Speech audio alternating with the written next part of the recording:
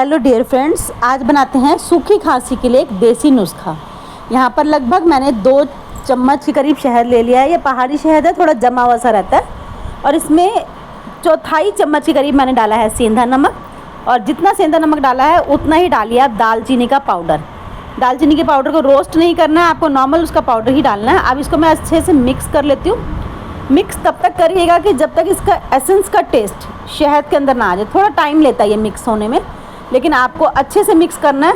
लगभग 5 मिनट तक इसे फेंटिए और इसका पूरा फ्लेवर इसमें आ जाए ताकि, और ये सूखी खांसी के लिए बहुत लाभदायक है। Thank you so much all of you.